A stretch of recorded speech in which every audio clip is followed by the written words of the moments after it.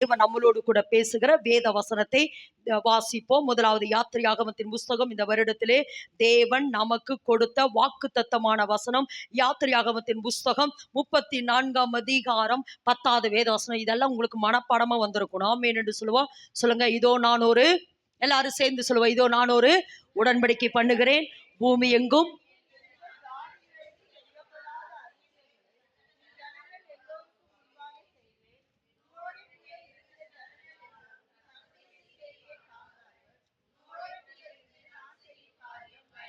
நான் செய்யும் காரியம் பயங்கரமாயிருக்கும். ஆமென் என்று சொல்லலாமா?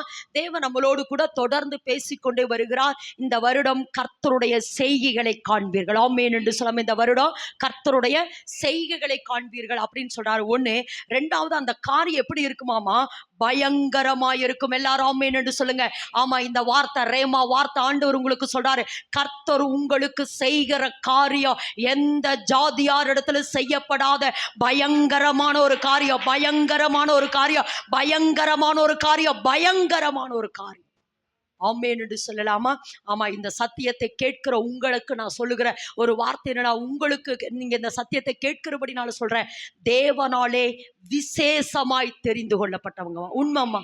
பக்கத்துல கருத்தை பிடிச்சு சொல்லுங்க, தேவனாலே நீங்க விசேஷமாய், விசேஷமாய் சொல்லுங்க. ஆமா, யூனிக் காலிங் சொல்லுங்க. ஆமா, தனித்துவமான ஒரு அழைப்பு. ஆமென் என்று சொல்லலாமா? ஆமென் என்று சொல்லலாமா? நான் ஒரு பாடலை கொஞ்ச நாள், இந்த ஒரு 2-3 நாள் ஒரு பாடல் எனக்கு வந்துட்டு இருக்குது. விசேஷமானவன் அப்படின்னு ஒரு பாட்டு. நீ விசேஷமானவள் என்று என்னை அழைத்தீரே, நான் விசேஷமானவள், நான் விலையேற பெற்றவள் என்கிற அந்த பாட்டு ஒன்று.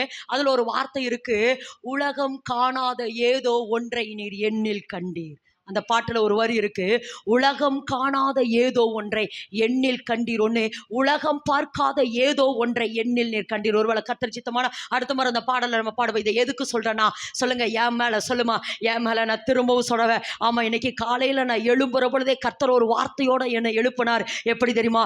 கர்த்தராலே நம்பப்படத்தக்கவள் நீயே, கர்த்தரால நம்பப்படத்தக்கவள். இன்னைக்கு டேடி உன்னை பார்த்து சொல்றாருமா, கர்த்தரால் நம்பப்படத்தக்கவங்க, கர்த்தரால நீங்க நம்பப்படத்தக்கவங்க, கர்த்தரால நம்பப்படத்தக்கவங்க. உலகம் காணாத ஏதோ ஒன்றை தேவன் உங்களுக்குள் பார்த்திருக்கிறார். ஒரு தனித்துவமான ஒரு அபிஷேகத்தை கர்த்தர் உங்களுக்கு வைத்திருக்கிறபடியினால கர்த்தர் சொல்றாரு, பயங்கரமான காரியம். எப்படி பார்க்க போறீங்க சொல்லுங்க? அதை கொஞ்சம் பயங்கரமா சொல்லுங்க, சொங்கியாட்ட சொல்லாதீங்க. சொல்லுங்க, பயங்கரம். சொல்லுங்க, பயங்கரமான காரியம். கர்த்தர் எனக்கு, நல்லா சொல்லுமா, நல்லா சொல்லுமா, கர்த்தர் எனக்கு பயங்கரமான பயங்கரமான பயங்கரமான பயங்கரமான பயங்கரமான ஒரு காரியத்தை செய்ய போறார். இஸ்ரவேல் ஜனங்களுக்கு தேவன் எல்லா ஜாதியாரை பார்க்கலும் இஸ்ரவேலை விசேஷமாய் தெரிந்து கொண்டார். ஆமென் என்று சொல்ல, அதனால தான் சொல்றார், இஸ்ரவேலே நீ பாக்கியவான், கர்த்தரால் ரட்சிக்கப்பட்ட ஜனமே, உனக்கு ஒப்பானவன் ஒருவனும் இல்லை, உனக்கு ஒப்பானவன் ஒருவனும் இல்லை அப்படின்னு வேதத்துல வாசிப்போ. உபாகமத்தின் புஸ்தகம் 2 சாமுவேலின் புஸ்தகம் 7ஆம் அதிகாரம் 23 வாசிங்க. 2 சாமுவேல் 7:23. உம்முடைய ஜனமாகிய இஸ்ரவேலுக்கு நிகரான ஜனமும் உண்டோ பூலோகத்து ஜாதிகளில். நல்லா இந்த ஒரு வார்த்தை நல்லா அழுத்தி வாசிங்க, பூலோகத்தின் ஜாதிகளில் இந்த ஒரே ஜாதிய தேவன் தமக்கு ஜனமாக மீட்கிறதற்கோ தமக்கு கீர்த்தி விளங்க பண்ணுகிறதற்கும் சொல்லுங்க ஏற்பட்டாரே. தேவரீர் எகிப்திலிருந்து மீட்டு கொண்டு வந்த உம்முடைய ஜனத்திற்கு முன்பாக பயங்கரமான பெரிய காரியங்களை நடத்தி உம்முடைய தேசத்துக்கும் அதிலிருந்த ஜாதிகளுக்கும் அவர்கள் தேவர்களுக்கும் உமது மகிமையை விளங்க செய்து போது அந்த ஒரே பூமியில் உள்ள, சொல்லுங்க அந்த ஒரு வார்த்தை மறுபடி வாசிங்க, பூமியில் உள்ள ஒரே, மறுபடி வாசிங்க அந்த வார்த்தையை. பூலோகத்து ஜாதிகளில் இந்த ஒரே ஜாதியை இந்த ஒரே ஜாதிய தேவன் தமக்கு ஜனமாக தேவன் மீட்கிறதற்கும் தமக்கு ஜனமாக மீட்கிறதுக்கு, எல்லாரும் சொல்லுங்க இந்த வார்த்தைய, பூமியில் உள்ள இந்த ஒரே ஜாதி, எல்லா ஜாதிகளை பார்க்கலோ இந்த ஒரே ஜாதியை, இஸ்ரவேல் என்கிற இந்த ஒரே ஜாதிய தமக்கு மகிமைக்காக, சொல்லுங்க தம்முடைய நாம மகிமைக்காக, அல்லது தம்முடைய நாம மகிமையை இந்த பூமியில விளங்க பண்ணுகிறதற்கு இவர்களை நான் அவருக்காக அல்லது தேவனுக்காக, எனக்காக கர்த்தர் சொல்றார், எனக்காக நான் என்ன செஞ்சேன், மீட்டெடுத்தேன். இப்ப நீங்க சொல்லுங்களேன், என்னைய இப்படி சொல்லுங்க, பூமியில் உள்ள எல்லா ஜனங்களிலும் ஒரே ஜாதியாகிய என்னைய, சொல்லுங்க என்னவாமா, என்னைய சொல்லுங்க, என்னைய பூமியில் உள்ள எல்லா ஜனங்களை பார்க்கலோ என்னைய கர்த்தர் விசேஷப்படுத்த விரும்புகிறார். அல்லது ஒரு தனித்துவமான அபிஷேகத்தை, தனித்துவமான ஒரு ஊழியத்தை, தனித்துவமான வரப்போகிற ஒரு பெரிய காரியத்துக்காக என்ன ஆயத்தப்படுத்துறதுக்கு, என்னிலிருந்து அவருடைய மகிமையை வெளிப்படுத்துறதுக்கு இப்ப என்னை மீட்டு கொண்டிருக்கிறார். சத்துருவின் கையிலிருந்து என்னை மீட்டெடுக்கிறதுக்காக இனி கர்த்தர் எனக்கு பயங்கரமான காரியத்தை, பயங்கரமான காரியத்தை, ஆமென் என்று சொல்லலாமா? ஆமென் என்று சொல்ல பக்கத்துல கரத்தை பிடிச்சு சொல்லுங்க, நீங்க விசேஷமானவங்க, வித்தியாசமானவங்க, விலையேற பெற்றவங்க. ஆமென் என்று சொல்லுங்க. நான் விசேஷமானவன் சொல்லுங்க, நான் விசேஷமானவன், வித்தியாசமானவன், விலையேற பெற்றவளாய் தேவன் என்ன செஞ்சிருக்கிறாரா, என்னை தெரிந்தெடுத்திருக்கிறார். ஆமென் என்று சொல்லலாமா? அதனால உபாகமம் 4:34 வாசிக்கிற பொழுது வாசிமா, மகா பயங்கரமான காரியத்தை கர்த்தர் எனக்கு செய்திருக்கிறார். வாசிங்க அந்த வேத வசனத்தை. அல்லது உங்கள் தேவனாகிய கர்த்தர் எகிப்திலே உங்கள் கண்களுக்கு முன்பாக உங்களுக்கு செய்தபடியெல்லாம் தேவன் அந்நிய ஜாதிகளின் நடுவிலிருந்து ஒரு ஜனத்தை சோதனைகளினாலும் அடையாளங்களினாலும் அற்புதங்களினாலும் யுத்தத்தினாலும் வல்லமையுள்ள கரத்தினாலும் ஓங்கிய புயத்தினாலும் மகா பயங்கரமான அந்த வார்த்தை சொல்லுங்க, மகா பயங்கரம். இஸ்ரவேல் ஜனங்கள் 430 வருஷம் எகிப்து தேசத்துல எப்படி இருக்காங்க, அடிமையா இருக்கிறாங்க. நீங்க நினைச்சு பாருங்க, கோசே நாடு, இஸ்ரவேல் ஜனங்கள் வாழ்ந்த நாடு எது, கோசே நாடு. அந்த 10 வாதைகளும் எகிப்துல மட்டும் வருது. எப்படியாமா, எகிப்த மட்டும் வருது. ஆனா எங்க வரல, கோசை நாட்டுல வரல. அந்த தவளையாட்டு, வெட்டுக்கிளையாட்டு, அப்புறம் என்னது பெண்களாகட்டும், அடுத்து கல்மலையாகட்டும், தலைச்சான் பிள்ளைகளாகட்டும். அப்ப என்ன, அது எல்லாவற்றுக்கும் மேலாக இருள். சொல்லுங்க, இருள். நீங்க நினைச்சு பாருங்க, அந்த எகிப்து தேசம் எதுக்கு சொல்றேன்னா, கர்த்தர் மகா பயங்கரமான காரியத்தை இஸ்ரவேல் ஜனங்களுக்குள்ள செய்து அற்புதங்களினாலும் அடையாளங்களாலும் மகா பயங்கரமான காரியத்தை கர்த்தர் செய்து இஸ்ரவேல் ஜனங்களை விடுதலையாக்கினார். ஆமென் என்று சொல்லலாமா? அப்ப இப்ப யார் இஸ்ரவேல்? நான் தான். சொல்லுங்க, யார் இஸ்ரவேல்? ஆமா, இஸ்ரவேல் என்றால் மறுரூபமாக்கப்பட்டவன். ஏசப்பா ரத்தம் எனக்குள் வர நான் என்ன ஆயிட்டே இருக்கிறேன், மறுரூபமாய்க்கொண்டே இருக்கிறேன். நானே இஸ்ரவேல் அவரது ராஜ்யம், எருசலேம் அவரது தரிசன பட்டணம், சீயோன் அவரது வாசத்தல. இந்த 3மே நான் தான். ஆமென் என்று சொல்ல, நான் ஒரு இஸ்ரவேல். சொல்லுங்க, நான் ஒரு இஸ்ரவேல், நான் ஒரு எருசலேம், நான் ஒரு சீயோன். இந்த 3 தேவன், ஏனெனில் அவருடைய தரிசனத்தை எனக்குள்ள இருந்து நிறைவேற்றுகிறபடினாலே நான் ஒரு எருசலேம். ஆமென் என்று சொல்லலாமா? அப்ப மகா பயங்கரமான காரியத்தை கர்த்தர் செய்தாரா? வேதத்துல வாசிக்கிற பொழுது மோசே கிட்ட சொல்றாரு, மோசே நான் என்ன செய்வேன், நான் உன்னோடு உடன்படிக்கை பண்ணுகிறேன். பூமி எங்கும் எந்த ஜாதிகளிடத்துல செய்யப்படாத அதிசயங்களை உன் ஜனங்கள் எல்லாருக்கும் முன்பாக நான் செய்வேன். நான் உன்னோடு கூட இருந்து செய்யும் காரியம். இப்ப பயங்கரமா சொல்லுங்க, மறுபடி சொல்லுங்க, பயங்கர சொல்லுங்க. எப்படியாமா? சொல்லிட்டே இருங்க. உங்க எல்லையில இருக்கிற சத்துரு இப்ப விளங்குறா. கர்த்தர் எனக்குள்ள பயங்கரமான காரியத்தை, பயங்கரமான சாத்தானை இனி எனக்குள்ள நிலைத்திருக்க முடியாது. ஏன்னா கர்த்தர் எனக்கு எப்படி இருக்கிறாரா, அவர் மகா பயங்கரமானவர், அவர் வல்லமையும் மகா பயங்கரமான தேவன், அவர் மகா. அதனால்தான் மோசே கிட்ட கர்த்தர் செய்த காரியத்தை வாசிங்க. உபாகமத்தின் புஸ்தகம் 34ஆம் அதிகாரம் 10, 34ஆம் அதிகாரம் 10, 11, 12 வேகமா வாசிமா. ஓகே. மோசே எகிப்து தேசத்திலே பார்வோனுக்கும் அவனுடைய எல்லா ஊழியக்காரருக்கும் அவனுடைய தேசம் அனைத்திற்கும் செய்யும்படி கர்த்தர் அவனை அனுப்பி செய்வித்த சகல அடையாளங்களையும் அற்புதங்களையும் அவன் இஸ்ரவேலர் எல்லோருக்கும் பிரதிட்சயமாய் செய்த சகல வல்லமையான கிரியைகளையும் மகா பயங்கரமான காரியங்களையோ பார்த்தால் கர்த்தரை முகமுகமாய் அறிந்த மோசேயை போல் ஒரு தீர்க்கதரிசியும் இஸ்ரவேலில் அப்புறம் எழும்பினதே இல்லை. ஆமென் என்று சொல்லலாமா? அப்ப இப்ப என்ன சொல்றார்? நான் மோசேட்ட சொல்றார், மோசே நான் உன்னோடு கூட இருந்து செய்யும் காரியம் பயங்கரம். அதை என்ன சொல்றார்னா 34 அந்த வார்த்தையை நிறைவேற்றினார். மோசையை கொண்டு கர்த்தர் செய்த மகா பயங்கரமான காரியத்தை பார்த்தா முந்தியும் ஒருவனும் இல்லை, பிந்தியும் ஒருவனும் இல்லை. அப்படிப்பட்ட மகா பயங்கரமான காரியத்தை கர்த்தர் மோசையை கொண்டு செய்தார். ஆமென் என்று சொல்லாமா? அப்ப இன்னைக்கு கர்த்தர் இந்த வார்த்தையை நம்மளோடு கூட பேசுகிறார் என்றால் நம்மை கொண்டு சொல்லுங்க, என்னை கொண்டு சொல்லுங்க. என்னை கொண்டு செய்கிற காரியம் எப்படி இருக்குமாமா? மகா பயங்கரமாயிருக்கும். தேவன் என்ன விரும்புகிறார்னா அவருடைய வல்லமையை, அவருடைய மகத்துவத்தை, அவருடைய மாட்சிமையை, அவருடைய அற்புதங்களை, அடையாளங்களை யாராவது ஒருத்தரை கொண்டு நான் என்ன செய்ய வெளிப்படுத்த விரும்புகிறேன். அது வேற யாரா இருக்கவும் வேண்டாம், அது நீயாவே இருக்க வேண்டும் என்று விரும்புகிறார். சொல்லுங்க, அது நானாகவே. சொல்லுங்க, அது நீங்களாகவே. சொல்லுங்க, அது நானாகவே சொல்லுங்க. என்னை கொண்டு சொல்லுங்க, என்னை கொண்டு தேவன் செய்ய போற காரியம் மகா பயங்கரம். ஆமென் என்று சொல்லலாமா? மோசையை கொண்டு கர்த்தர் மகா பயங்கரமான காரியத்தை செய்ததற்கு ஒரே காரணம் என்னன்னா, மோசையினுடைய ஒரே நோக்கம் என்ன தெரியுமா? இனி வரும் பலன் மேல் நோக்கமாகி. சொல்லுங்க, என்னவாமா? இனி வரும் பலன். சொல்லுங்க, அந்த வார்த்தை திரும்ப சொல்லுங்க எல்லாரும். இனி வர எபிரேயரின் புத்தகம் 11ஆம் அதிகாரம் 26வது வேத வசனத்தை வாசிங்க. எபிரேயர் 11:26. இனி வரும், எஸ் வாசிங்க.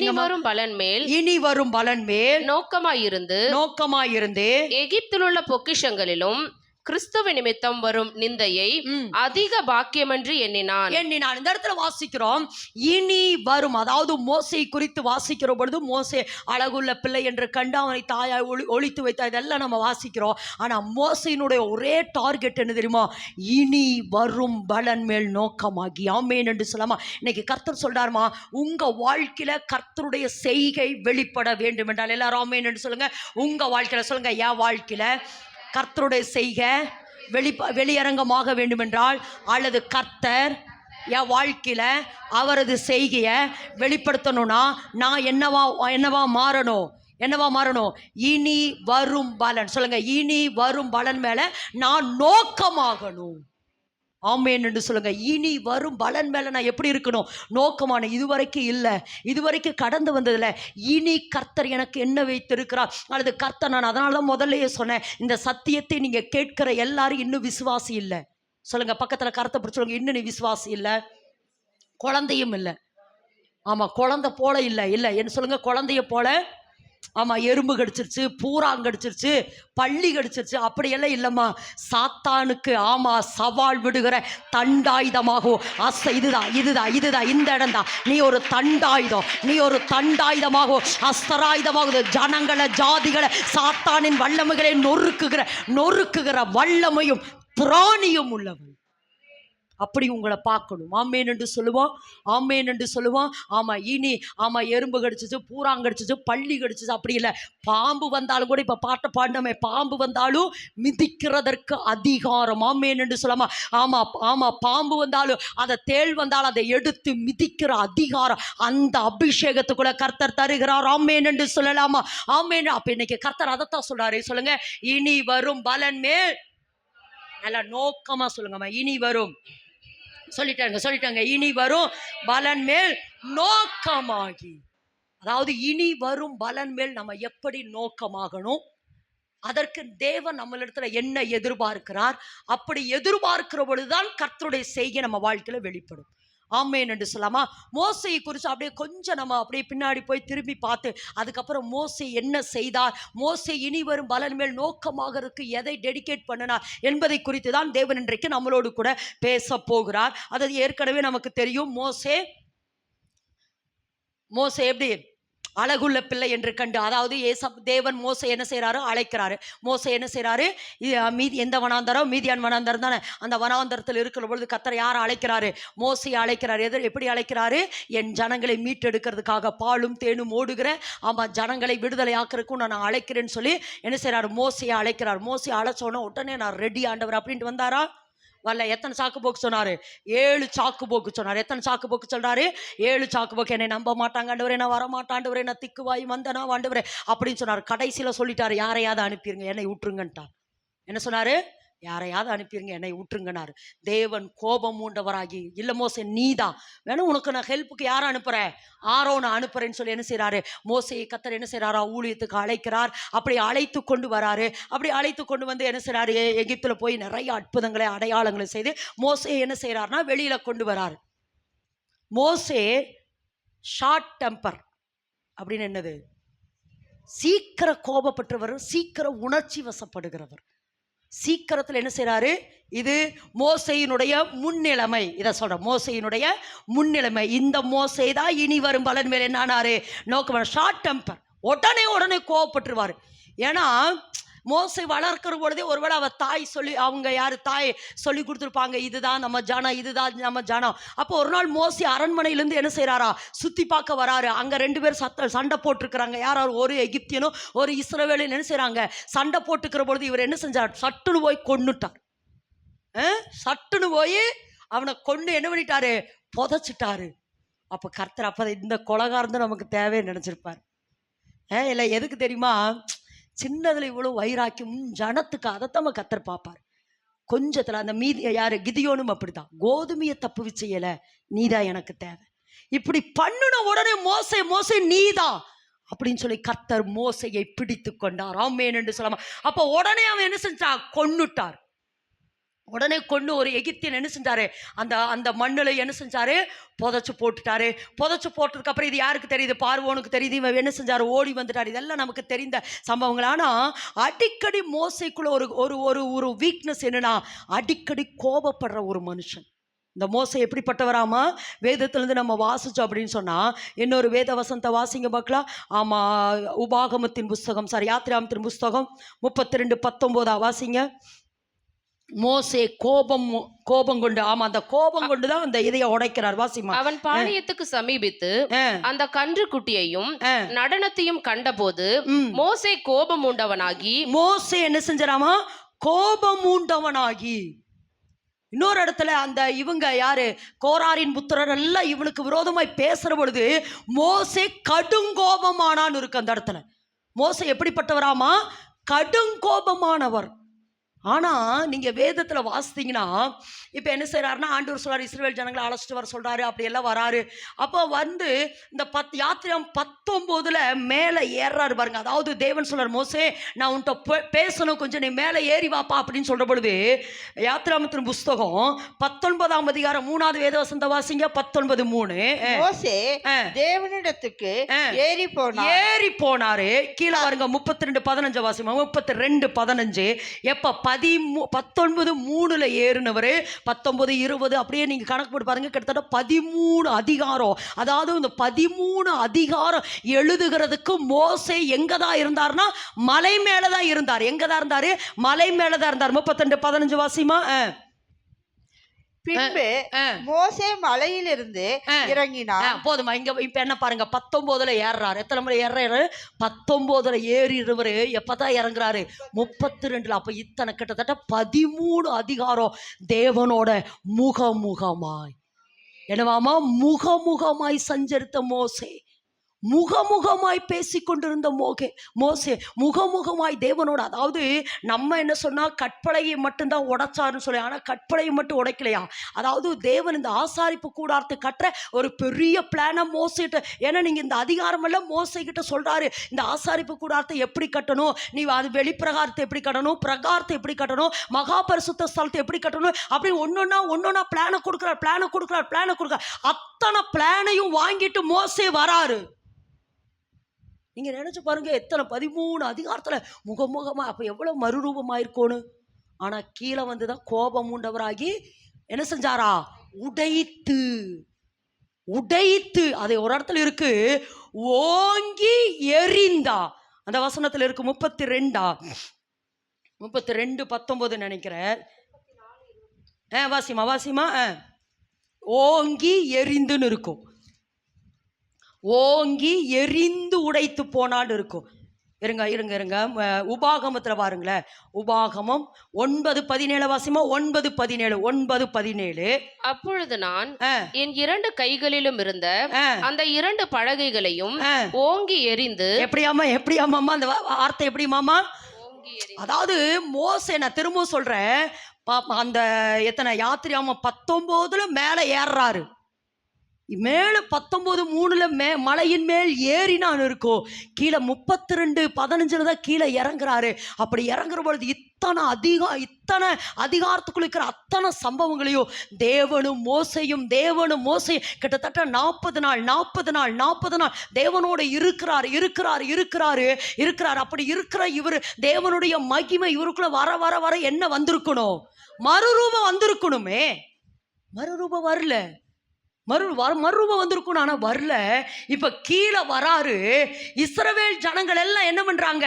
கன்று குட்டியை செய்து அங்க ஆரவாரம் பண்ற பொழுது தன் கையில் இருந்த கற்பலகியை எப்படியாமா ஓங்கி எறிந்து, வீட்டுக்குள்ள சொம்ப எறியுற, ஓங்கி எறிந்து உடைத்து போட்டான். இது மோசையினுடைய பலகீனம். மோசையை மட்டும் இல்லைங்க, நம்மளும் நிறைய நேரம் நம்மள என்ன செய்கிறோம்? எரிந்துறோம். அதேதான் அப்படின்னு இப்போ நான் அடிக்கடி சொல்கிறத, நம்ம கணவனுக்காக, மனைவிக்காக, பிள்ளைகளுக்காக தரப்பில் நின்று ஜெபிக்கிறோம். ரட்சிக்கப்படுவார்னு ரட்சிக்கப்படுவார். ஆண்டவரே என் கணவனை ரட்சின்னு சொல்லி என்ன செய்கிறோம்? தரப்பில் நின்று என்ன செய்கிறோம்? ஜெபிக்கிறோம். ஆனால் கணவன் பண்ணுகிற காரியத்தை பார்த்தா, நீ எல்லாம் ஒரு புருஷனா, நீ எல்லாம் ஒரு மனைவியா, நீ எல்லாம் ஒரு பிள்ளையா அப்படின்னு நிறைய நேரம் என்ன செய்கிறோம்? உனக்கு எனக்கு ஒத்து வராது அப்படின்னு, நீ வேண்டாம் அப்படின்னு நிறைய நேரம் நம்ம லைஃப்பை என்ன செய்கிறோம்? உடைத்து போடுகிறோம். நான் எப்போ சொல்கிறேன், மோசே இந்த வேதத்தில் வாசிக்கிற பொழுது, ஆமாம், வேதத்துலேருந்து வாசிப்போம். தேவ கோபம் பாருங்க, வாசிங்க பார்க்கலாம். அதாவது 32:10 வாசிமா. 32:10 வாசிங்க. யாத்திரா 32:10. ஆகையால் என் கோபம் இவர்கள் மேல் மூலவும். அதாவது என்ன நடக்குது அப்படின்னு சொன்னா, இப்ப இஸ்ரவேல் ஜனங்கள் என்ன செய்யறாங்களா? அந்த என்ன செய்யறாங்க? கீழே கன்று குட்டியை செஞ்சு அதை வணங்கிட்டு இருக்கிறாங்க. இப்போ மோசே என்ன செய்யறார்? மோசேயும் தேவனும் பேசிட்டு இருக்கிறாங்க. அப்ப மேல நடக்கிற காரியத்தை தேவன் பார்க்கிறாரு. தேவன் பார்த்துட்டு மோசேட்ட சொல்றாரு, மோசே, இவங்களை எவ்வளவுதான் நீ வழி நடத்தலாம், இது வணங்கா கழுத்துள்ள ஜனம் மோசே. அதனால இந்த ஜனங்களை நான் என்ன செஞ்சறேன்? கொஞ்சம் நீ நான் அழிக்கிற மோசே, இவங்க மேல நான் அழிவை கொடுக்கிறேன், நான் உன்னை பெரிய ஜாதி ஆக்குற மோசே, இவங்களை நான் அழிச்சு போடுறேன் என்று சொல்லி தேவன் என்ன செய்றார்? இஸ்ரவேல் ஜனங்கள் மேல கோபமானார். இஸ்ரவேல் ஜனங்க மேல என்ன ஆனாராமா? கோபமானாரு. இப்ப வாசிமா. நான் இவர்களை அழித்து போடவும் நீ என்னை விட்டு விடு, உன்னை பெரிய ஜாதி ஆக்குவேன். என்னன்னா, என்னை விட்டு விடு மோசே, இவங்களை நான் என்ன செய்ய போறேன்? அழிச்சிட போறேன் அப்படின்னு சொல்ற பொழுது உடனே மோசே அந்த ஜனங்களுக்காக தரப்புல, வேண்டாண்டவரை அழிக்காதீங்க அப்படின்னு மோசே இஸ்ரவேல் ஜனங்களுக்காக தரப்புல நின்று மன்றாடிட்டு கீழே வராரு. கீழே வந்த உடனே இப்ப இவங்க பண்றதை பார்த்து இவர் என்ன செஞ்சிட்டாரு? உடைச்சு போட்டார். கோபம் மூண்டவரா என்னவாமா? அப்ப இதை நான் அடிக்கடி சொல்றேன், மோசே தேவ கோபத்தை ஆற்றினான். அதாவது இஸ்ரவேல் ஜனங்களுக்கு மேல இருந்த தேவ கோபத்தை ஆற்ற தெரிந்த மோசேக்கு இப்ப இஸ்ரவேல் ஜனங்களுக்காக தன்னுடைய கோபத்தை அடக்க தெரியல. உங்களை நிறைய நேரம் நம்ம அப்படிதானே, நம்ம கணவனுக்காக, பிள்ளைகளுக்காக தரப்பல நின்று, தேசத்துக்காக, பட்டணங்களுக்காக தரப்பல நின்று என்ன செய்யறோம்? ரொம்ப போராடி ஜெபிக்கிறோம். ஏசப்பா சரி உன்னுடைய மன்றாட்டை கேட்டு நான் அவங்க மேலே கோபப்படலை, உன் கணவன் மேலே கோபப்படலை, உன்னுடைய மனைவி மேலே கோபப்படலை, உன் பிள்ளை மேலே கோபப்படலை, நான் இறக்க செய்யறேன் அப்படின்னு கர்த்தர் இறங்கிட்டாரு. ஆனால் நம்ம உடைச்சு போட்டுறோமே. நம்ம நிறைய நேரம் உடைச்சு போடுறோம். நீ எல்லாம் ரட்சிக்கவே பட மாட்டாயா, நீ எல்லாம் உருப்படவே மாட்டாயா, நீ எல்லாம் விளங்கவே மாட்டாயா. நிறைய நேரம் நம்ம என்ன செய்கிறோம்? கோபம் உண்டவராகிறான். ஆனால் இன்னைக்கு கர்த்தர் இது என்னன்னு ஷார்ட் டெம்பரன்னு சொல்லலாம், அல்லது மோசையினுடைய பலகீனம். இதைத்தான் மெயினாக சொல்லுவார். இது மோசையினுடைய பலகீனம். இந்த பலகீனம் யாருக்குள்ள இருக்குது? நமக்குள்ளேயும் சொல்கிறோம். சொல்லுங்க, நமக்குள்ளேயும் நிறைய நேரங்கள் இருக்கிறது. இது இப்படியே இருந்துட்டு இருந்தா இனி வரும் பலன் மேலே நம்ம என்ன செய்ய முடியாது. இப்படியே எத்தனை நாள் தான் உடைக்கிறோம், மறுபடியும் போய் தேவன்கிட்ட போய் உட்காந்து அழுது என்னைய உருவாக்குங்கிற மறுபடியும் வந்து உடையிறோம், மறுபடியும் போய் உருவாக்கு. இது எத்தனை நாள் விழுந்து எழும்புற ஒரு வாழ்க்கை. இதுக்கு மோசேக்கு கர்த்தர் ஒரு வார்த்தை சொன்னாரு, அதை நம்ம ஃபாலோ பண்ண போறோம். ஆமென் என்று சொல்லாமா? இதை நீ அடிக்கடி என்ன செய்யற, நீ உடஞ்சு போயிட மோசே, அல்லது அடிக்கடி நீ என்ன செஞ்சிடற, கோபம் உண்டவராகி அடிக்கடி உன்னையே நீ இழக்கிற. இதில் விட இன்னொரு பலகீனம் என்ன தெரியுமா? நம்மளை உடைக்கிறது மாத்திரமில்ல, நம்ம என்ன செஞ்சுக்கிறோம், கீறிக்கிறோம். நானெல்லாம் நம்மளே சொல்லிக்கிறோம், நானெல்லாம் பிறந்ததுக்கு நம்மளே சொல்லிக்கிறோம். நானெல்லாம் பிறந்ததுக்கு பேசாமல் இந்த பூமியில் பிறக்காமல் இருந்திருக்கலாம், நம்மெல்லாம் பிறந்ததுக்கு அப்படின்னு நமக்கு நாம் லேகியனை போல என்ன செய்கிறோம், நம்மளையே திட்டிக்கிறோம், நம்மளையே கடிந்து கொள்கிறோம், நம்மளையே இல்லைம்மா நான் தேவனுடைய ஆலயம். ஆமென் என்று சொல்லாமா? நிறைய நேரம் நம்மளே சாபம் விட்டுக்கிறோம். இன்றைக்கி நிறையா நான் ஒரு சிலர் வீடுகளில் ஜெபிக்கிற பொழுது கர்த்தர் சொல்லுவார், அதாவது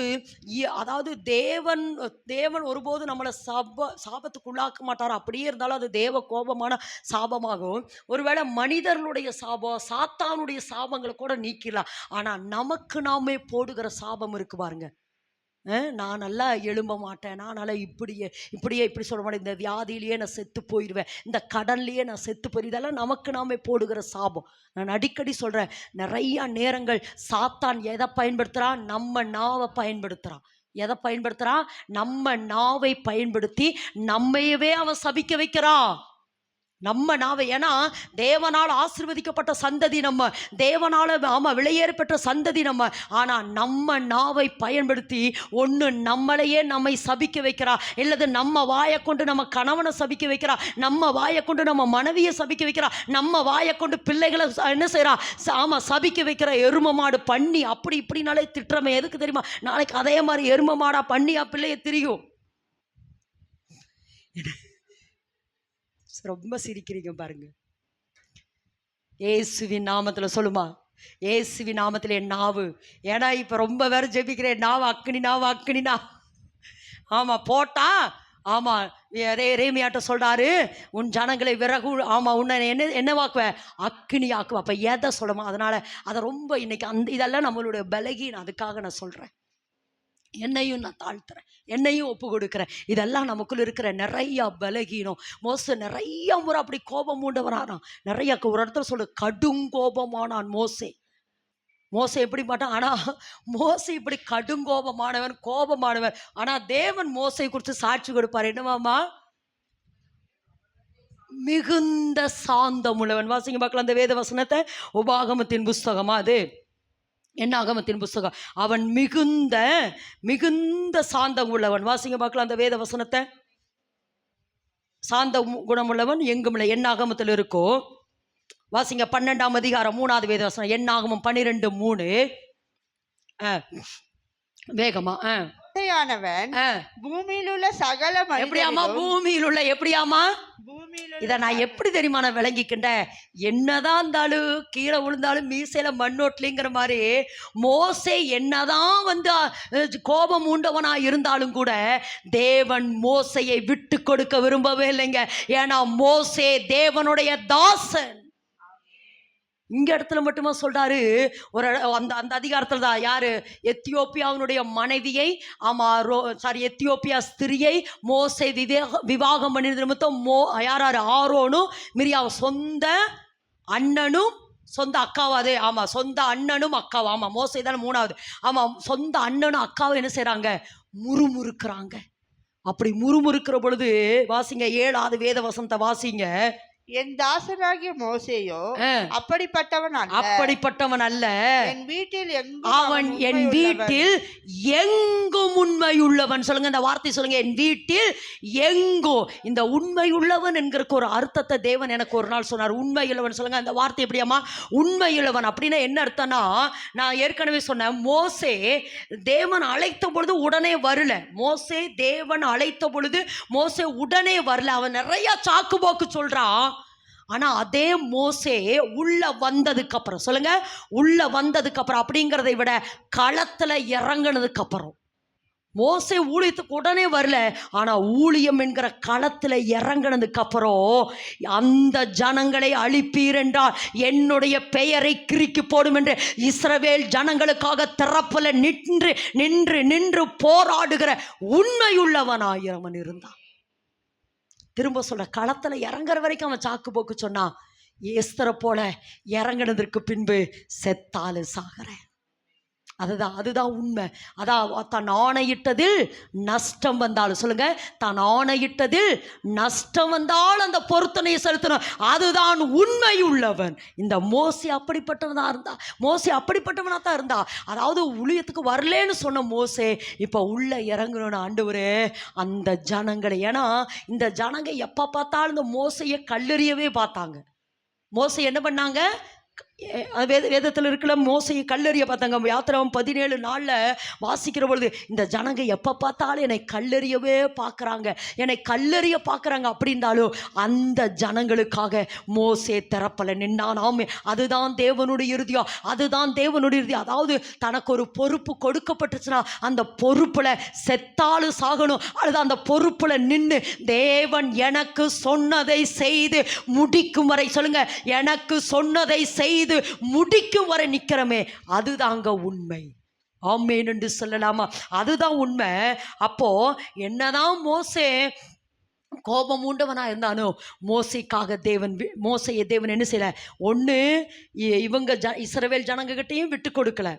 ரெண்டாவது, சொந்த அண்ணங்கிட்டையும் அக்காகிட்டையும் விட்டு கொடுக்கல. ஒரு இடத்துல நீங்க வாசிச்சீங்கன்னா, அந்த கோராரின் புத்திரரா அவங்க எல்லாம் எழும்பி மோசைக்கு விரோதமாய் பேசுகிற பொழுது மோசையை நேசிக்கிறவங்களுக்கு ஒரே அடையாளம் என்ன தெரியுமா?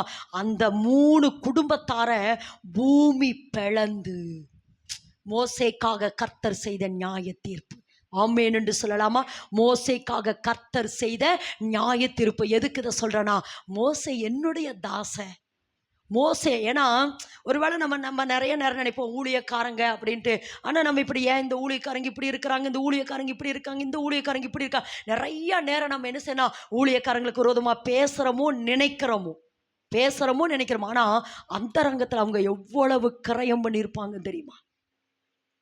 மேற்கு வங்காளத்தில் ஒரு எழுப்புதலை கொண்டு வந்த மனுஷன் அடிக்கடி டேவிட் பெர்னாய்டு. மேற்கு வங்காளத்தில் ஒரு எழுப்புதலை கொண்டு வந்த மனுஷன் டேவிட் பெர்னாய்டு. அவங்க 7 வயசுலயே அவங்க என்ன செஞ்சாங்கன்னா, அவங்க தகப்பனை இறந்தாங்க. 13 வயதுல அவங்க தாயை இழந்தாங்க. 10 வயதுல தாயை இழந்தாங்க. 13 வயதுல ஒரு மிஷினரி அறிவிப்பு கொடுக்குறாரு. என்னன்னா, இப்படி மேற்கு வங்காளத்துல ஊழியம் செய்யணும், யாராவது வரீங்களாங்கிற பொழுது டேவிட் பெர்னாய்டு என்னன்னா, நான் வரேன்னு தன்னை ஒப்பு கொடுத்தார். 13 வயதுல ஒப்பு கொடுத்தாரு.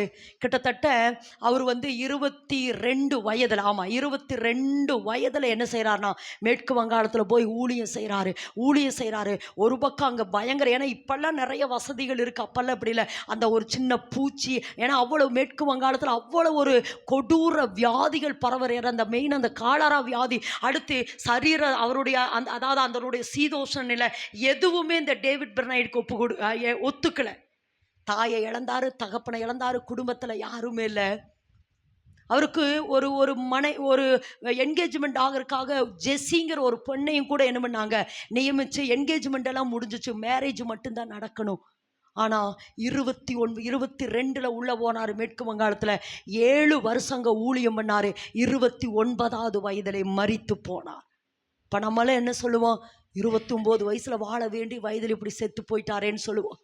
இதை எதுக்கு சொல்றேன்னா, ஒரு சில நேரங்கள் ஊழியக்காரங்களுடைய வெளிப்பிரகாரத்தை பார்க்குறோம், ஆனால் அவங்க எவ்வளவு உள்ளே கிரயம் பண்றாங்க, எதை இழக்கணுமோ அதை இழக்கிறாங்க, எவ்வளவு நேரம் தேவ பிரசன்னத்தில் காத்திருக்கணுமோ, எதை சகிக்கணுமோ, எத்தனை. இதை எதுக்கு சொல்ற அப்படின்னு சொன்னா, அதுக்காகத்தான் மோசேக்காக தேவன் தரப்புல நின்று பேசினார்.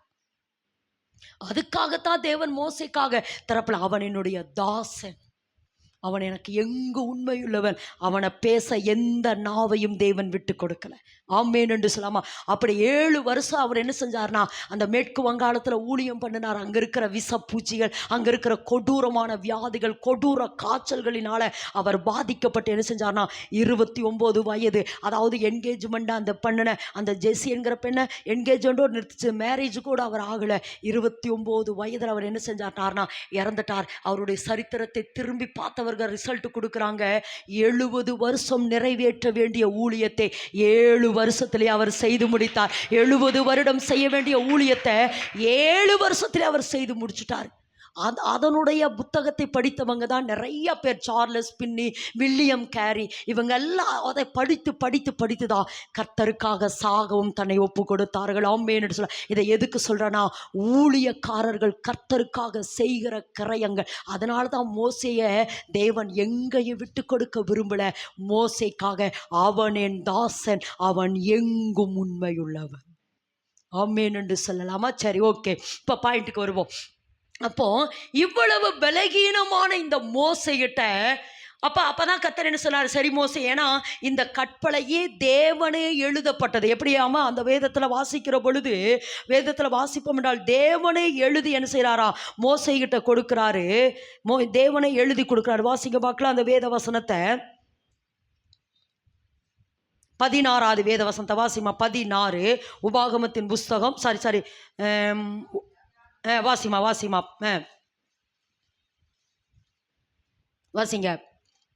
32 யாத்திரா 32 16 வாசிமா. 32 16. அந்த பலகைகள் தேவனால் செய்யப்பட்டதாயும். நல்ல விளக்கமா இந்த வார்த்தையை நல்லா புரிஞ்சுக்க. தேவனால் செய்யப்பட்டதும் அவைகளிலே பதிந்த எழுத்து தேவனால் எழுதப்பட்ட எழுத்துமாய் இருந்தது. எழுத்து எவ்வளவு அழுத்தி சொல்றாரு பாருங்க. அந்த பலகையே தேவனே எடுத்து இழைத்து தேவனே எழுதி அழகா யார் கையில கொடுத்தாரு? மோசே கையில கொடுத்தாரு.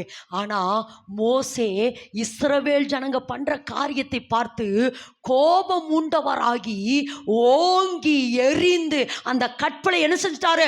உடைச்சிட்டாரு. இப்படி நீ உடைச்சிட்டிய மோசே, இப்படி உடைச்சிட்டிய அப்படின்னு சொல்லிட்டு ஆண்டவர், ஏன்னா நான் திரும்ப திரும்ப சொல்றேன், அதாவது ஒரு சில நேரங்கள் நம்ம தவறுகிறோம் அப்படிங்கிறதுனால கர்த்தர் நம்மளை தூக்கி வீசிட்டு எப்படி நம்ம ஃபர்ஸ்ட் இந்த ஸ்கூல்ல போகிற பொழுது ஃபர்ஸ்ட் எழுதுவோம். ஃபஸ்ட்டு நம்ம ரொம்ப ஒரு டெடிக்கேட்டாக நல்லா எழுதணும். அந்த ஃபஸ்ட்டு நோட்டு வாங்கி நல்லா எழுதணும்னு எழுதுவோம். அப்படியே கிறுக்கிரும் பாருங்க. உடனே என்ன பண்ணுவோம்? சர்ன்னு கிழிச்சு தூக்கி வீசிட்டு அடுத்த பக்கம் எழுதுவோம். ஆனால் தேவன் அப்படி செய்யல. அதையே கரெக்ட் பண்ண பார்த்தாரு பாருங்க. அதுதான் கிருபாமே.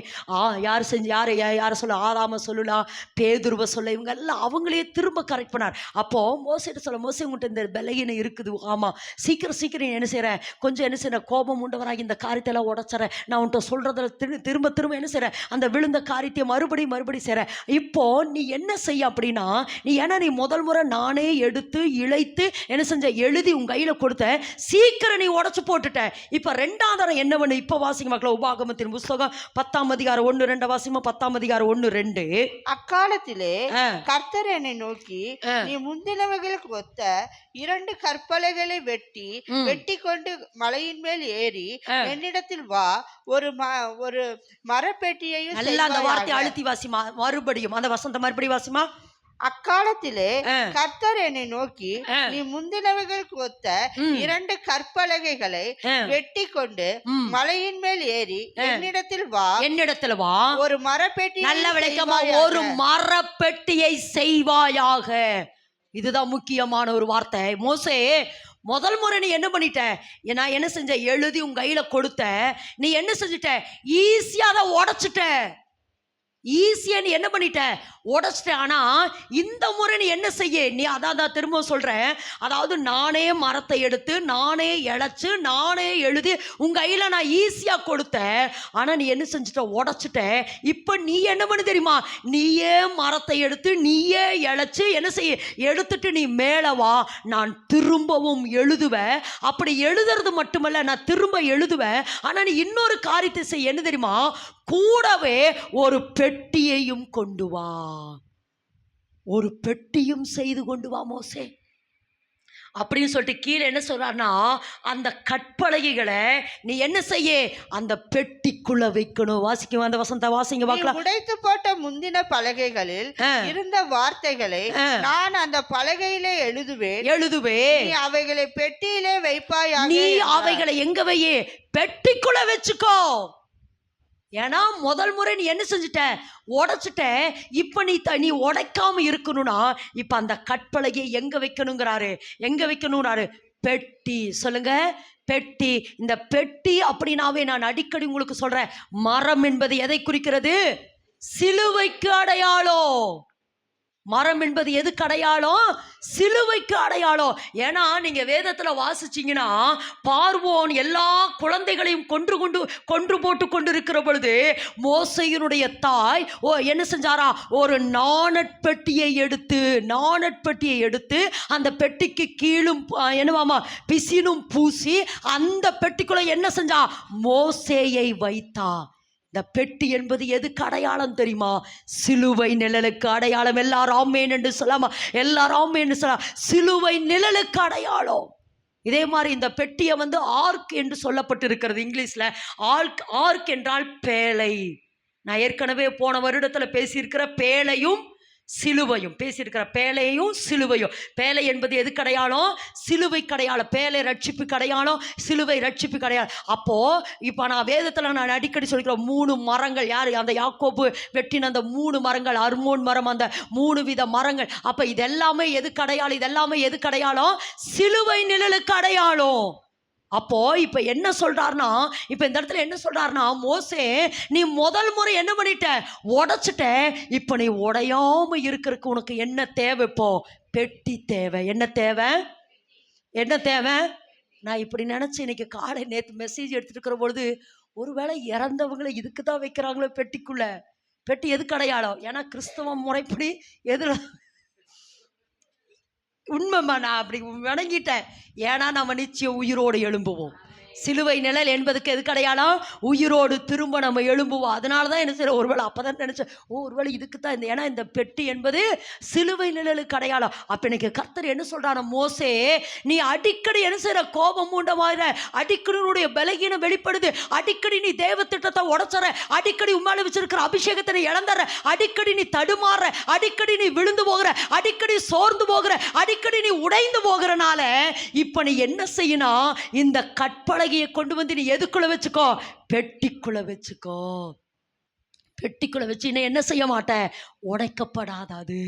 அது என்ன செய்யாது? உடைக்கப்படாத. அந்த பெட்டி என்பது எதுக்கு அடையாளம்? உடன்படிக்கை. உடன்படிக்கை யாருக்கு அடையாளம்? இயேசு கிறிஸ்துவுக்கு அடையாளம், சிலுவைக்கு அடையாளம். அப்ப இன்னைக்கு கர்த்தர் என்ன சொல்றாருன்னா, நம்ம நிறைய நேரங்கள் சிலுவை நிழலுக்குள்ள நம்மளை வைக்கணும். எல்லாரும் ஆமென் என்று சொல்லலாமா? எல்லாரும் ஆமென் என்று சொல்லுவோம். ஆமா, சிலுவை நிழலுக்குள்ள வைக்கணும். மோசேயினுடைய தாய், நான் உங்களுக்கு ஆலோசனை சொல்றேன். மோசேயினுடைய தாய் நீங்க எபிரேயர்ல வாசித்து பாருங்க. மோசேயினுடைய தாய் அது அழகுள்ள பிள்ளை என்று கண்டு. சொல்லுங்க பக்கத்துல. ஆமா, அவங்க கையை பிடித்து சொல்லுங்க, உங்க பிள்ளைய அப்படியே சொன்ன மாதிரி எரும மாடா பன்னி மாடா அந்த மாடா பார்க்காம அது அழகுள்ள பிள்ளை. என் பிள்ளை மேல ஒரு எலியாவின் அபிஷேகம், என் பிள்ளை ஒரு எஸ்தரின் அபிஷேகம், என் பிள்ளை ஆமா பவுலின் அபிஷேகம், என் பிள்ளை தேசத்தை கலக்கிற ஆமா ஒரு டேவிட் பெர்னைடா, வில்லியம் கேரியா, ஜான் நாக்ஸா. ஆமா, என் பிள்ளைய கர்த்தர் முத்தரிக்கிறார். என் பிள்ளை அழகுள்ள பிள்ளை என்று அந்த இடத்துல இருக்கும். அது எனக்கு ரொம்ப பிடிக்கும். ஆமா, மோசேயினுடைய தாய் மோசேயை அழகுள்ள பிள்ளை என்று கண்டு அவனுக்கு ஒரு நாணற்பட்டியை செய்து அந்த பிள்ளையை ஒளித்து வைத்தார். உண்மையா சொல்றமா? தயவு செய்து சொல்கிறேன், உன் பிள்ளைகளை கம்பல்சரி நீங்கள் என்ன செய்யணும்? ஒவ்வொரு நாள் அதிகாலையிலும் சிலுவை பெட்டிக்குள்ளே வைக்கிற, சிலுவை நிழலுக்குள்ளே வைக்கிற, சிலுவை நிழலுக்குள்ளே. உங்களுக்கு ஒன்று தெரியுமா? ப்ளூ வேல் அப்படின்னு ஒரு கேம் வந்துச்சுல, அதே போல் இப்போ ஒரு கேம் வந்திருக்கு தெரியுமா? கேள்விப்பட்டிருக்கீங்களா? கொரியன் லவ் கேம் அப்படின்னு என்ன அர்த்தம்னா, இப்போ வாலிப பிள்ளைங்க, ஏன்னா இப்போ சூசைடு ஒரு மாவட்டம் தெரியுமா? எந்த மாவட்டம் தெரியுமா? நார்த் சைடு, அதான் வட இந்தியாவில் ஒரு மாநிலத்தில் ஒரே ஃபேமிலியில் 3 பிள்ளைங்க இறந்துட்டாங்க. ஏன் சூசைட் பண்ணி இறந்துட்டாங்க? ஏன் அப்படின்னு ஆராய்ந்து பார்த்த பொழுது இந்த கொரியன் லவ் கேமுக்கு அந்த பிள்ளைங்க அடிக்ட் ஆயிருந்தாங்க. எப்படின்னா, அந்த கொரியனை போல அதாவது ஒரு வாலிப பிள்ளையா இருந்தால் வாலிப பையனா இருந்தால் வாலிப பிள்ளை, அவங்களே என்ன செய்கிறாங்கன்னு அனுப்புகிறாங்க அந்த கேம். அதாவது எப்படின்னா, இப்போ நேச்சுரலாக ஒரு வாலிப பிள்ளையும் வாலிப மகளும் எப்படி லவ் பண்ணுறாங்களோ அதுபோல் ஃபோனில் லவ் பண்ணுறது.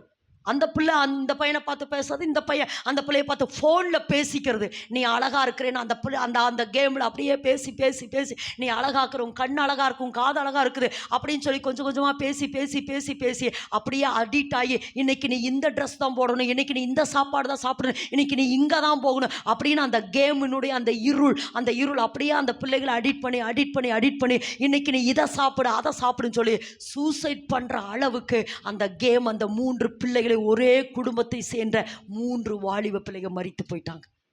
இதை எதுக்கு சொல்றாங்கன்னா, இந்த பிசாசு இப்ப வாசப்படியில படுத்திருக்கிறா. சொல்லுமா, இந்த பிசாசு, இந்த கொரியன் லவ் கேம் என்கிற இந்த பிசாசு வாசப்படியில படுத்திருக்கிறா. இயேசுவின் நாமத்துல இந்த பிசாசு என் வீட்டுக்குள்ள வரக்கூடாது, என் பிள்ளை மேல வரக்கூடாது, என்னுடைய மகன் பேர்ல மகள் பேர்ல இயேசுவின் நாமத்துல இந்த பிசாசு வரக்கூடாது.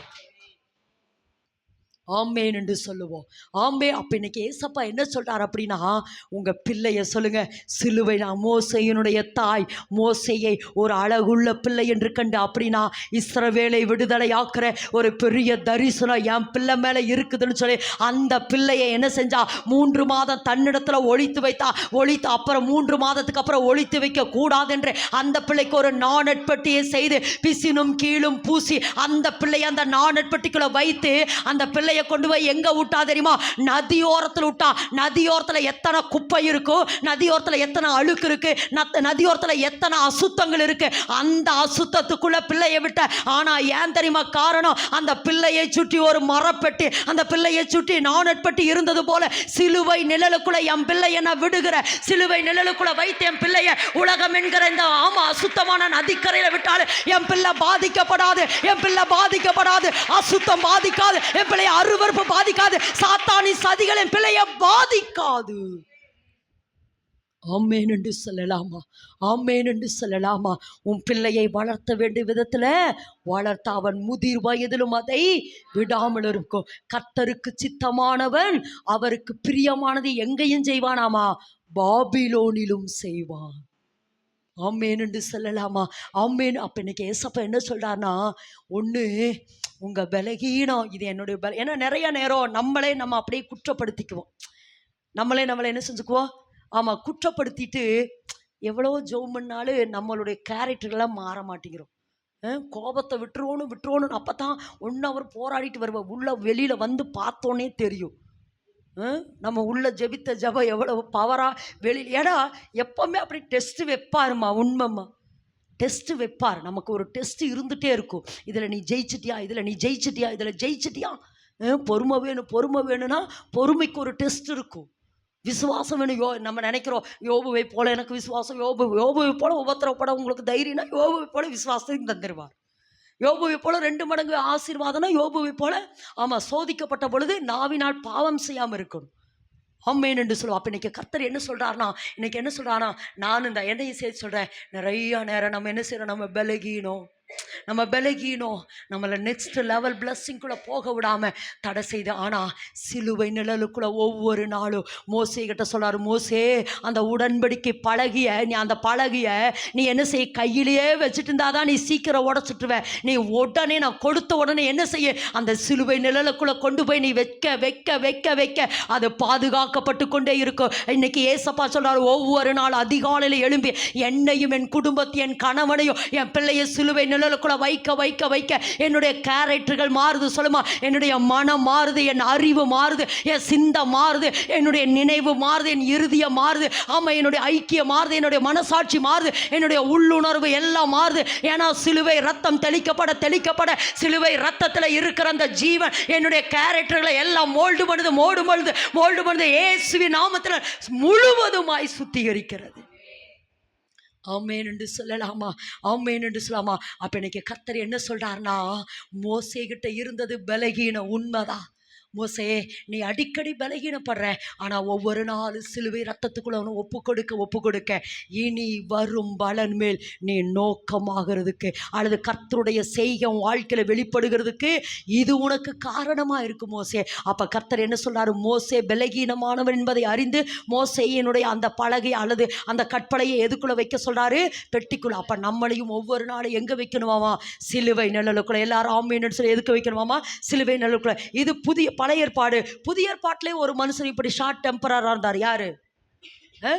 பேதுரு. யாராமா? பேதுரு. அதாவது பேதுரு ஏசப்பாவோடு நடந்தவன், தூங்கினவன், உறங்கினவன், சாப்பிட்டவன், எல்லாமே பேதுரு ஏசப்பாவோடையே இருக்கிறான். இது இப்படி சொல்லணும்னா, பரலோக வெளிப்பாடை பெற்றவர் இந்த பேதுரு, கடலில் மேல் நடந்தவர் இந்த பேதுரு, எல்லாவற்றுக்கும் மேலாக பரலோக ராஜ்யத்தினுடைய திறவுகோலை பெற்றவர் இந்த பேதுரு. ஏசப்பாவோடையே இருக்கிறார். நல்ல விளைக்குமா, நான் திரும்ப சொல்ல, ஏசப்பாவோடையே இருக்கிறாரு. ஏசப்பா கூட இருக்கிறார். ஒரு நாள் ஏசப்பாவை பிடிக்க வந்துட்டாங்க. இவர் என்ன செஞ்சாரா? இவர் என்ன பண்ணாரு? கத்திய இந்த பட்டயத்தை எடுத்து, ஆமா, ஒரு மனுஷனுடைய காதை வெட்டினார். யோவான் எழுதின சுவிசேஷம் 18:10 வாசிமா. 18:10.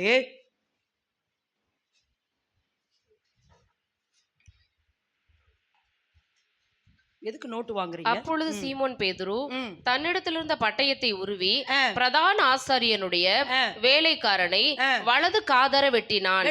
அவன் பேர் மல்குஸ் இல்லையா? சரி, ஓகே. இப்ப பாருங்க, இப்ப யாரு இந்த பேதுரு? எப்படிப்பட்டவராமா?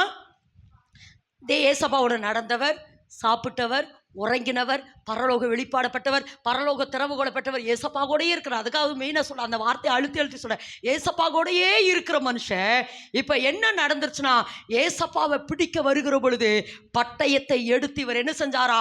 ஒரு மனுஷனுடைய காதை வெட்டினா. இது பேதுருனுடைய குணாதிசயம். ஏன்னா இவர் எப்படிப்பட்டவர்? இவர் என்ன பண்ணிட்டு இருந்தவர்? இவர் வேலை என்ன? மீன் பிடிக்கிறவர். மீன் பிடிச்சிட்டு முதல்ல சுத்தம் பண்றவங்க எதைத்தான் வெட்டுவாங்க? காதை வெட்டுவாங்கம்மா. என்ன வெட்டுவாங்க? காதை வெட்டுவாங்க.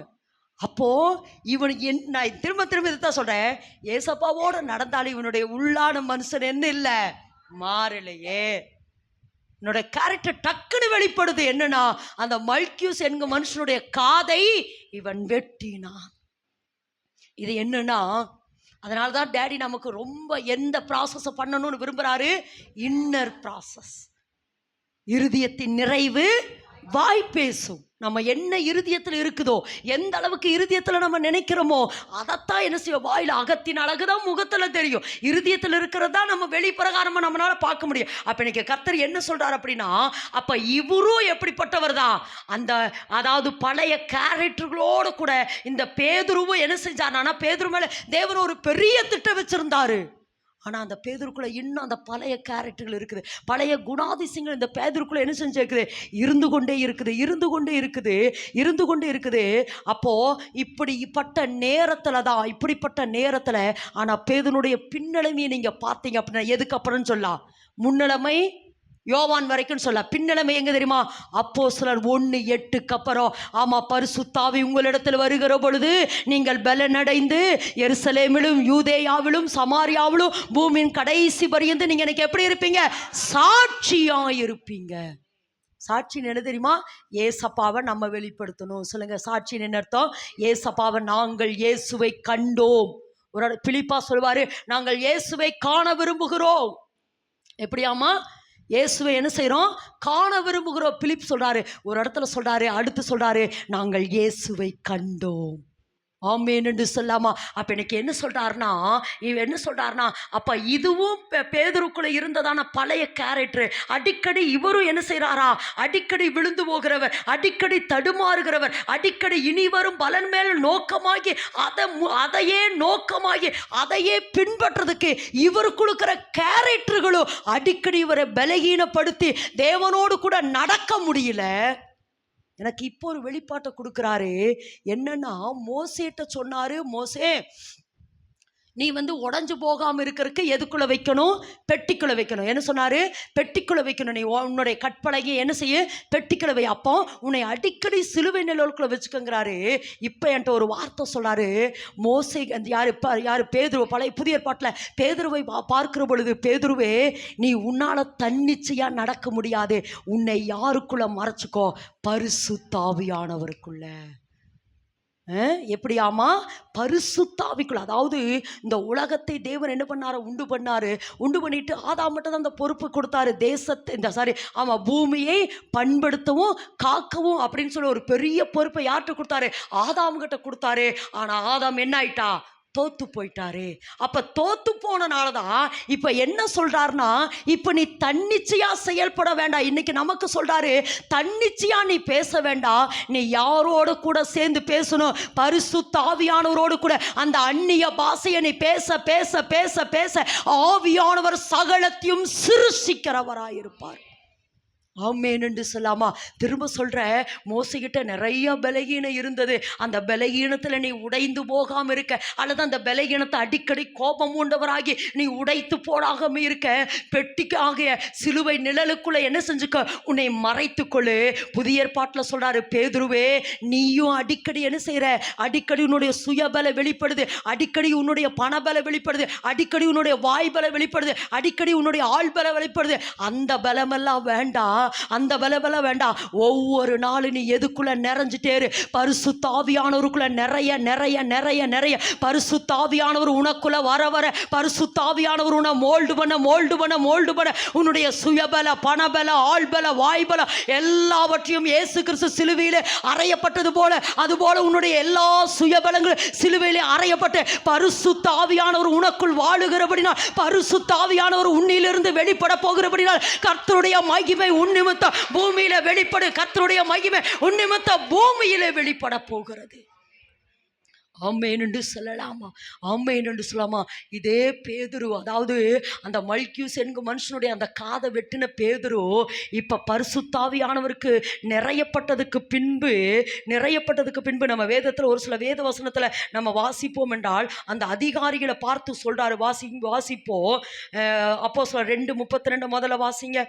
2:32. இதற்கு இந்த இயேசுவை தேவன் எழுப்பினார். இதற்கு நாங்கள் எல்லோரும் சாட்சியா இருக்கிறோம். நாங்க எல்லாரும் எப்படி இருக்கிறோமாமா? சாட்சியா இருக்கிற. அப்போஸ்தலர் 3:12 வாசிமா. 3:12. பேதுரு அதை கண்டு ஜனங்களை நோக்கி, இஸ்ரவேலரே இதை குறித்து நீங்கள் ஆச்சரியப்படுகிறது என்ன? நாங்கள் எங்கள் சுய சக்தி. இப்ப சொல்றாரு பாருங்க, முதல்ல தன்னுடைய சுயபல வெளிப்பட்டுச்சு. இப்ப சொல்றாரு பேதுரு, இதெல்லாம் என்னுடைய சுயபலத்துல இல்ல, எனக்குள் வாழுகிற பரிசுத்தாவியானவரால. எப்படியாமா? எனக்குள் வாழுகிற பரிசுத்தாவியானவரால. 4:19 வாசிமா. 4:19. பேதுருவும் யோவானும் அவர்களுக்கு பிரதியுத்தரமாக, தேவனுக்கு செவி கொடுக்கிறதை பார்க்கிறோம், உங்களுக்கு செவி கொடுக்கிறது தேவனுக்கு முன்பாக நியாயமா இருக்குமா? 4:8 வாசிமா. 4:8 வாசிப்போம். அப்பொழுது பேதுரு பரிசுத்த ஆவியினாலே நிறைந்து அவர்களை நோக்கி, யாருன்னா என திரும்ப சொல்றேன், முதல் முறை இயேசுவை பிடிக்க வந்த அந்த அதிகாரிகளை பார்த்து ஒரு மனுஷனுடைய காதை வெட்டின பேதுரு, அந்த சுயபலம்.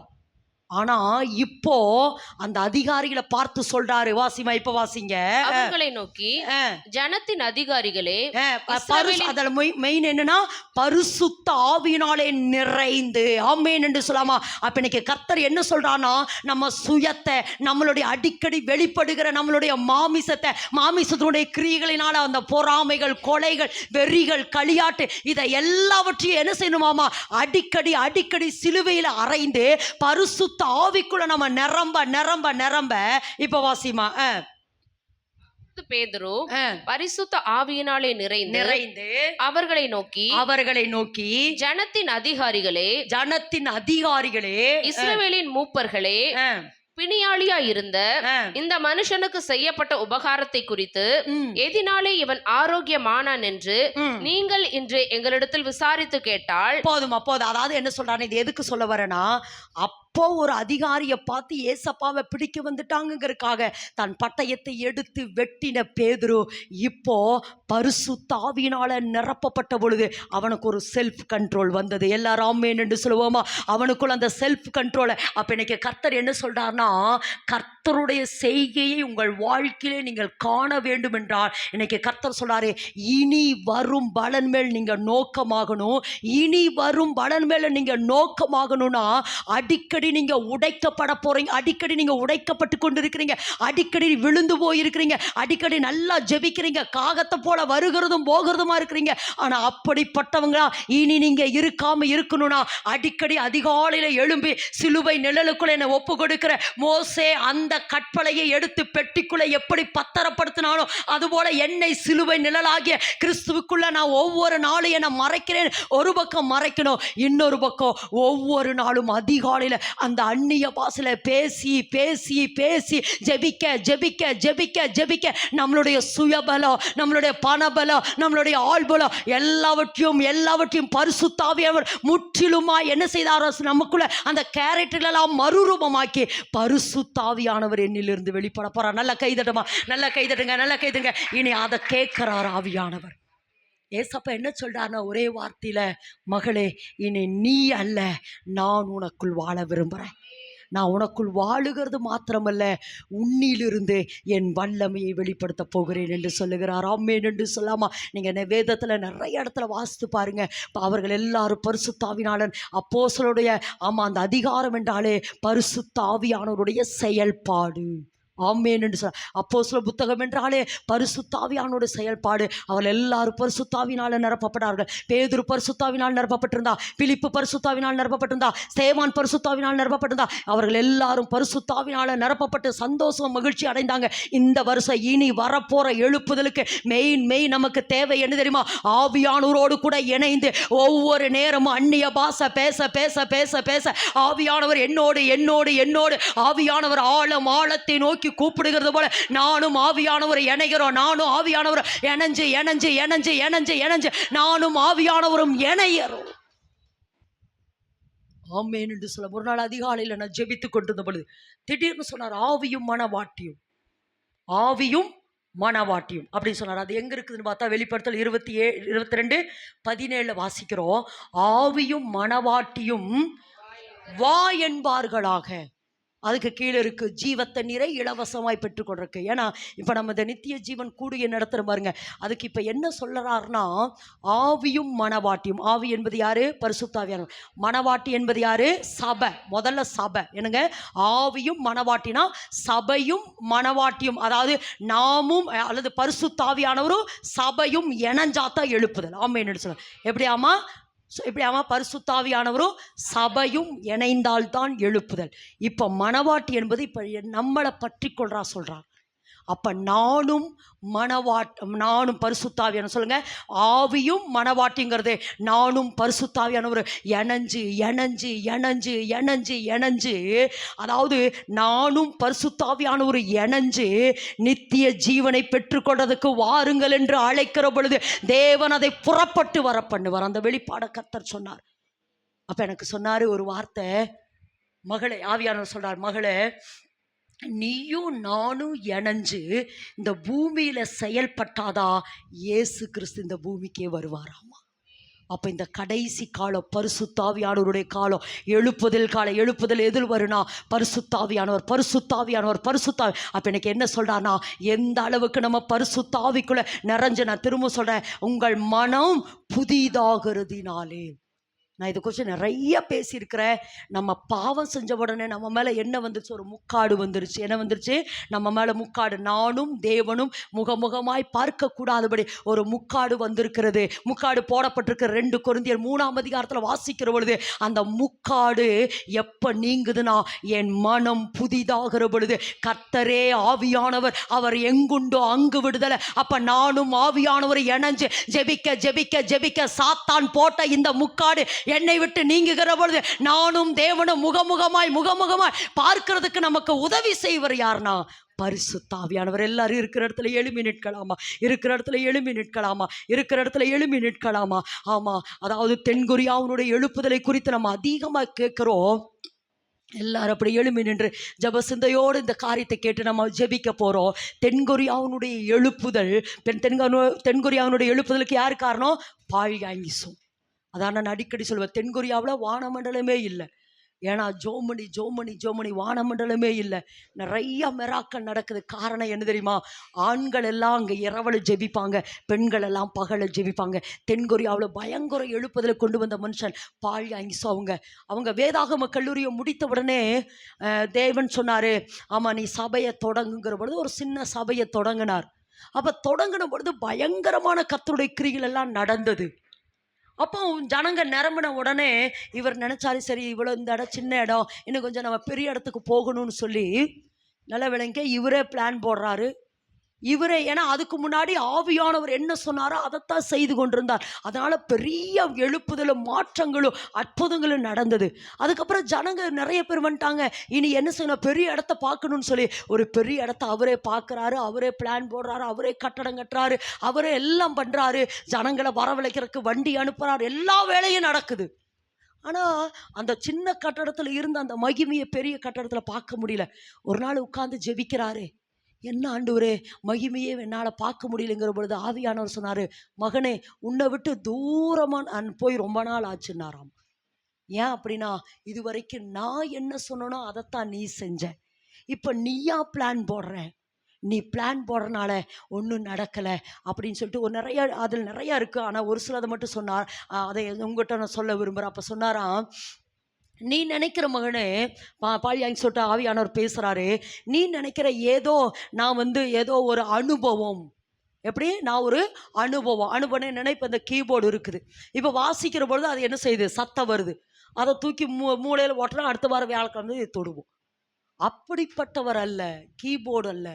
தேவைன்னா யூஸ் பண்ணுறது, தூக்கி வீசுறது. நான் ஒரு ஆள் தத்துவம் உள்ளவன்.